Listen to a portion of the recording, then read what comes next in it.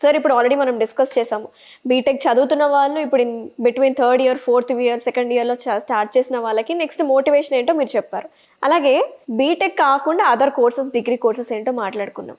సరే బీటెక్ అయిపోయింది, 1 year అయిపోయింది మా కోర్స్, మాకు ఇంకా జాబ్స్ రావట్లేదు. దిల్షుక్ నగర్, అమీర్పేట్, కుకట్పల్లిలో కోచింగ్ సెంటర్స్ చుట్టూ తిరుగుతూనే ఉన్నాం 9 to 5, అయినా సరే వీ కుడెంట్ ఫైండ్ జాబ్స్ అని అనుకునే వాళ్ళకి ఏం ప్లేస్మెంట్స్ ఉంటాయి సార్? ఎలా తెచ్చుకోవాలి? వాళ్ళ దారిని ఎలా మార్చుకోవాలి? ఇక్కడ ఫస్ట్ మీరు ఒక పాయింట్ చూడండి, ఎందుకు బీటెక్ 4 years చేసినా డిగ్రీ చదివినా కూడా ప్లేస్మెంట్స్ రావడం లేదంటే మెయిన్ పాయింట్ నేను చెప్పడము, వాళ్ళు ఇష్టపడి చదవలేదండి. అది యాక్చువల్గా కానీ మనసు పెట్టి చదవడం లేదు. చేరారు, ఆ కోర్స్ అవగొట్టాలి, అయిపోతే చాలరా బాబు అనుకుంటున్నారు, ఊపిరి పీల్చుకుంటారు. 4 సంవత్సరాలు అయిపోతే చాలు అనుకుంటారు, లేదా డిగ్రీ చేరు 3 సంవత్సరాలు అయిపోతే చాలు అనుకుంటాడు. కానీ మనసు పెట్టి రీసెర్చ్ ఓరియంటేషన్తో చేస్తేనే ఆ సబ్జెక్ట్ మీద పట్టు బిగించగలుగుతాడు, అప్పుడే దాంట్లో రాణించగలుగుతాడు. కంపెనీ వాడు ఏం టెస్ట్ చేస్తాడు? రియల్గా నీకు సబ్జెక్ట్ నాలెడ్జ్ ఉందో లేదో టెస్ట్ చేస్తున్నాడు. మీకు ఒక చిన్న స్టోరీ ద్వారా చెప్తాను చూడండి, చాలా పాపులర్ స్టోరీ. నేను చాలా కాలేజీకి నేను షేర్ చేస్తాను. ఒక షిప్ వెళ్తూ ఉంటుంది, షిప్ వెళ్తుంటే షిప్ మధ్యలో ఆగిపోతుంది, సముద్రం మధ్యలో. ఓకే. ఆగిపోయినప్పుడు ఏం జరుగుతుందంటే అందరూ ఆందోళన పడతారు, సో రిపేర్ అవుతుందో లేదని. అది పెద్ద రిపేర్ వస్తుంది, చాలాసేపు రిపేర్ చేస్తారు చాలామంది. ఒక 10 మంది టెక్నీషియన్స్ దాదాపుగా ఒక 4-5 గంటలు చేస్తారు, అయినా స్టార్ట్ కాదు.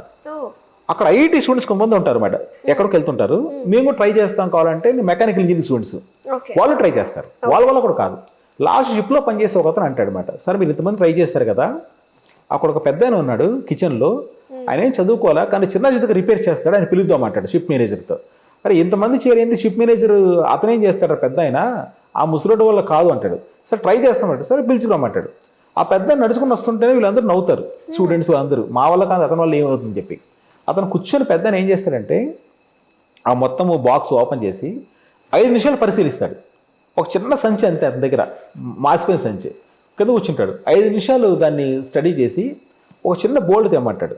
సో బోల్డ్ తెస్తాడు, 5 minutes తర్వాత ఆ బోల్డ్ బిగించి స్టార్ట్ చేయండి అంటాడు. స్టార్ట్ అవుతుంది.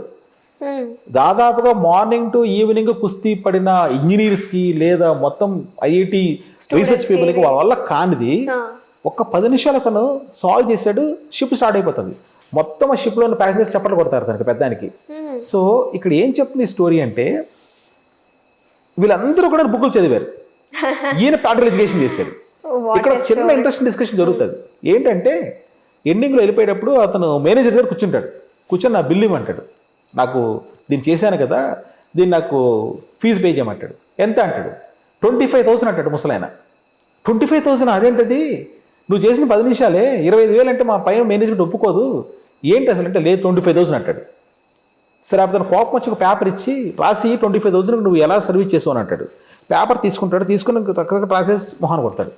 మేనేజర్ షాక్ అవుతాడు, ఏంట్రా ఇదని చూస్తే ఆయన రాశాడండి, 1,000 rupees బోల్ట్, 24,000 rupees. ఈ బోల్ట్ నేను ఎక్కడ బిగించాలా అన్న నా యొక్క సమయస్ఫూర్తికి రా అని చెప్తాడు. సో ఇంతమంది మార్నింగ్ టు ఈవినింగ్ కష్టపడిన ప్రతి ఒక్కడూ కూడా ఈ బోల్ట్ ఎక్కడ బిగించాలి అనే ఒక కామన్ సెన్స్ లేకుండా వర్క్ చేశారు. నేను కరెక్ట్గా 10 నిమిషాల్లో 5 minutes ఎక్కడ ఈ బోల్ట్ అవసరం అవుతుంది, ఎక్కడ ప్రాబ్లం ఉందని డిటెక్ట్ చేసి కరెక్ట్గా ఫిట్ చేశాను. ఈ సమయస్ఫూర్తికి 24,000 పే చేయని చెప్పాడు. ఇప్పుడు ఈ స్టోరీ ఏం చెప్తుందంటే, బీటెక్, నేను అదే చెప్తాను కాలేజ్కి వెళ్ళినప్పుడు, బీటెక్ మీరు కంప్యూటర్ సైన్స్ చదివారు 4 years. మీ కంప్యూటర్ కానీ చిన్న ప్రాబ్లం వస్తే ఫార్మాట్ చేయాల్సి వస్తే నువ్వు ఫార్మాట్ చేయలేకపోతున్నావు, వెళ్ళి ఎక్కడో ఎదిగి ఆ గల్లీలో ఒక చిన్న కుర్రాడు ఎదిగితే వాడు వెళ్ళి మొత్తం రిపేర్ చేశాడు.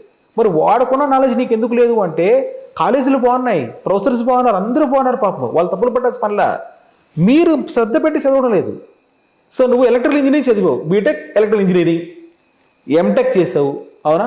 అంటే ఏంటి, 6 years ఎలక్ట్రికల్ ఇంజనీరింగ్ చదివావు. నువ్వు మీ ఇంట్లో కరెంట్ పోతే నువ్వు ఫ్యూజ్ వేయగలుగుతున్నావా? నువ్వు మళ్ళీ ఎలక్ట్రికల్ షాప్కి ఫోన్ చేస్తే ఎలక్ట్రీషియన్ చదువుకోలేదు, వాడు వచ్చి చేసి వెళ్ళిపోతాడు. మరి వాడుకున్న నాలెడ్జ్ నీకు ఎందుకు లేదంటే, దట్ ఈస్ ప్రాక్టికల్ ఎడ్యుకేషన్. నేను చెప్పిన షిప్లో ఉన్న పెద్ద ఆయన ఎలక్ట్రీషియన్ కూడా వీళ్ళందరూ కూడా ప్రాక్టికల్ ఎడ్యుకేషన్ మీద ఫోకస్ చేశారు.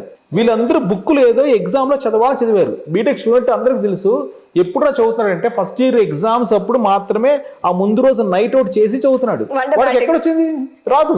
నువ్వు 4 years నువ్వు చదివింది నిజంగా నాకు తెలిసి ప్రతి ఎగ్జామ్ ముందు 10 రోజులు, ఎప్పుడైనా బీటెక్ స్టూడెంట్ బిజీ అంటే ఆ ఎగ్జామ్స్ అప్పుడు బిజీ అవుతాడు, మిగతా ఖాళీగా టైం వేస్ట్ చేసాడు, అందువల్ల రాలేదు. సో ఇది ఫిక్స్ చేయాల్సింది. అంటే ఎందుకు ఇక్కడ స్టూడెంట్ ని మీరు పాయింట్ అవుట్ చేస్తున్నారా, లేకపోతే కాలేజ్ లో ఉన్న స్టూడెంట్సే, కాలేజ్లో ఏం లేదు, కాలేజ్ ఏం అన్ని కాలేజీలు బాగా పెడతారు, ప్రాక్టికల్స్ అన్ని కూడా బాగా చేస్తున్నారు నాకు తెలిసి. ఎక్కడో చిన్న చిన్నగా తేడా ఉంటుంది, టాప్ కాలేజ్లో కొద్దిగా ఎక్కువ ఉంటుంది, రిమైనింగ్ కాలేజ్లో కొద్దిగా తక్కువ ఉండొచ్చు. కానీ అన్ని కాలేజీల్లో ఆల్మోస్ట్ కాలేజీలు తప్పు పడ్డా పల్లింది అంటాను. కాలేజీలు తప్పు పడితే నువ్వు ఎప్పుడు డెవలప్ కాలేవు అంటాను. వాటినే మన సిస్టమ్ మార్చలేం కదా, మరి నువ్వే ఎడ్యుకేషన్ మారాలి. సిస్టమ్ మారే వాళ్ళు మారుతున్నారు సార్. అవును, మీరు అన్నట్టు ఆ సమయస్ఫూర్తి ఉన్న వాళ్ళు మారుతున్నారు. లైబ్రరీలో చదువుకున్న వాళ్ళు టాపర్స్ అవుతున్నారు, ఇంట్లో ఉండి చదువుకునే వాళ్ళు టాపర్స్ అవుతున్నారు. వేల లక్షల ఖర్చులు పెట్టి, వేల రూపాయలు లక్షల రూపాయలు ప్రతి ఇయర్ ఖర్చు పెట్టి మరి వాళ్ళు అవ్వట్లేదు. అదే ప్రాబ్లం. ప్రాక్టికల్ ఎడ్యుకేషన్ మీద ఫోకస్ చేయలేదు అంటున్నాను. నువ్వు మనసు పెట్టి చదవడం లేదు. నువ్వు ఎప్పుడు చదువుతున్నావు బీటెక్లో, ఎగ్జామ్ ముందే బుక్ ఎత్తుతున్నావు అంటున్నాను. నువ్వు ఎగ్జామ్తో ఏం సంబంధము, చేరిన దగ్గర నుంచి నువ్వు నీట్గా స్పెండ్ చేయి ఈ టైము. నువ్వు బట్టి కొట్టి చనిపోని చెప్పలేదు నేను. ఆడతా పాడతా ఆనందంగా నవ్వుతా చదువు అంటాను. అలా చేస్తేనే బాగుంటుంది. దెన్ నేను చెప్పిన ప్రాక్టికల్ ఎడ్యుకేషన్ మీకు వస్తుంది, అప్పుడు నీకు ప్లేస్మెంట్ గ్యారెంటీ వస్తుంది. ఓకే, బీటెక్ డిగ్రీలు చదివి ప్లేస్మెంట్స్ రాకపోవడానికి కారణం ఏంటంటే వాళ్ళు ఈ విధంగా ప్రాక్టికల్ ఎడ్యుకేషన్, రీసెర్చ్ ఓరియంటేషన్ మీద ఫోకస్ లేదు కాబట్టి చెప్తున్నాను. So first thing there is no practical education, practical knowledge students కి లేదు. అవును. సెకండ్ థింగ్ ఏం చెప్తారు సార్? సెకండ్ థింగ్ ఏం లేదు, you should have strong interest, love. Okay, interest కూడా లవ్ అంతే. What about learning skills are personality development? Personal development కూడా ఏంటంటే నేను చెప్తున్నాను, ఇప్పుడు మీరు బీటెక్లో ఎలాంటి పర్సనల్ డెవలప్ చేసుకోవాలంటే సోషలైజ్ కావాలి. అంటే మీరు మంచి ఫ్రెండ్స్ని ఎంచుకోమంటున్నాను.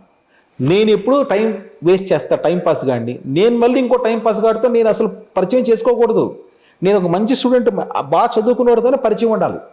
బీటెక్ చేరిన స్టూడెంట్స్ చేయాల్సిన పని ఏంటంటే తన పర్సనాలిటీని పెంచుకోవాలి అంటే మంచి ఫ్రెండ్స్ని ఎంచుకో. నెంబర్ 1, నీ టయాన్ని ఈ చెత్త స్మార్ట్ ఫోన్ మీద స్పెండ్ చేయకుండా వదిలేసే చాలు, బుక్స్ మీద స్పెండ్ చేయ చాలు, ఎనఫ్. ఇంకా పెద్ద పర్సనాలిటీ లెక్చర్స్ అవసరం లేదు. Smart phone, Instagram, social media పక్కన పెట్టేసి మంచి ఫ్రెండ్స్తో స్పెండ్ చెయ్యి, చదువుకునే వాళ్ళతో బుక్స్ మీద స్పెండ్ చెయ్యి. నీకు ఎవర్రా ఫ్రెండ్స్ అంటే నువ్వు బీటెక్ చేసిన తర్వాత నీ ఫ్యాకల్టీ ఫ్రెండ్స్ చేయాలి. వాళ్ళందరూ వాళ్ళు వదిలేసి నువ్వు ఎవరినో టైం పాస్ కొడితే ఎందుకు చేస్తావు? అది last but not the least, ఈ వీడియో ఈ ఇంటర్వ్యూ ఎండ్ చేసే ముందు సో బీటెక్ స్టూడెంట్స్ కి కావచ్చు, ఏ ఎడ్యుకేషన్ బ్యాక్గ్రౌండ్ లో ఉన్న స్టూడెంట్స్ కి మీరు ఏం చెప్పాలనుకుంటున్నారు? బికాస్ ఎంబీబీఎస్ చేసిన వాళ్ళకి కూడా జాబ్స్ అయితే, బిగినర్స్ కూడా 25 అలానే ఉంది సార్ ఫ్రెషర్ కి. అవును. అంటిల్ అనలెస్ పీజీ చేస్తేనే, ఎండి చేస్తేనే వాల్యూ ఏదైనా సరే సార్. ప్రెసెంట్ మన మార్కెట్లో 20-25 ఉంది కదా. సో వాళ్ళకి మీరు ఎలా మోటివేట్ చేస్తారు సార్? శాలరీస్ నుంచి పైకి వెళ్ళడం మీరు చెప్తున్నారు. ఏ కోర్స్ అయినా సరే బిగినర్స్ కి మీరు ఏం చెప్తారు? ఏ కోర్స్ అయినా కూడా ఫస్ట్ మీరు కొంతమంది నచ్చి తీసుకొని అంటారు, కొంతమంది ఒకవేళ ఏదైనా పేరెంట్స్ బలవంతం కూడా తీసుకోవచ్చు. వీళ్ళు దీని మధ్యలో ఆపడం కరెక్ట్ కాదు. ఎందుకంటే ఒక కాలేజ్ నుంచి ఒక కోర్సు వదిలేసి వెళ్ళిపోవడం అనేది చాలా మన సినిమాలో చూస్తాం కానీ ప్రాక్టికల్ కాదు. కొత్తగా చేరే వాళ్ళకి మీకు అభిరుచి బట్టే తీసుకోమన్నారు, కానీ చేరిపోయిన వాళ్ళు ఏం చేయాలంటే దాన్ని లవ్ చేయాల్సిందే, ఎందుకంటే దానికి వేరే ఆప్షన్ లేదు. సో దాని మీద ఇంట్రెస్ట్ పెంచుకొని రీసెర్చ్ చేసి ఆ సబ్జెక్ట్ మీద కానీ మీరు నాలెడ్జ్ గెయిన్ చేస్తే మీరు డెఫినెట్గా సక్సెస్ అవుతారని చెప్తున్నాను. ఇప్పుడు ఎంబీబీఎస్ ఎక్కడ మళ్ళీ ఇప్పుడు 4 years చేస్తే ప్రాబ్లం ఉంది, నెక్స్ట్ నువ్వు ఎండీ చెయ్యి. సబ్జెక్ట్ మీద నువ్వు నాలెడ్జ్ గెయిన్ చేసి సబ్జెక్ట్లో ఎక్స్పర్టైజ్ వస్తే నువ్వు మళ్ళీ ఎండీ ఎగ్జామ్ క్వాలిఫికేషన్ సంపాదించుకుంటావు కదా, అక్కడ విన్ అవుతావు. సో ఏ ప్రాబ్లం అయినా కూడా టెంపరీ, ప్రతి దానికి సొల్యూషన్ ఉంటుంది. మొన్న స్వామీజీ చెప్తున్నాడు, సో ప్రపంచంలో ఎవరు తాళం కప్ప కొనుక్కున్నా కూడా, తాళం కప్ప తయారు చేసినా దాని కీ ఉంటుంది కదా, తప్పకుండా ప్రతి తాళం కప్పకి కీ ఉంది కదా, ప్రతి ప్రాబ్లంకి సొల్యూషన్ ఉంది, అంతే. Great to hear sir, thank you so much sir. అడగంగానే వచ్చారు, బికాస్ ఇలాంటి ఇన్ఫర్మేటివ్ వీడియోస్ జనాలకి, స్టూడెంట్స్ కి మాత్రం కావాలి సార్.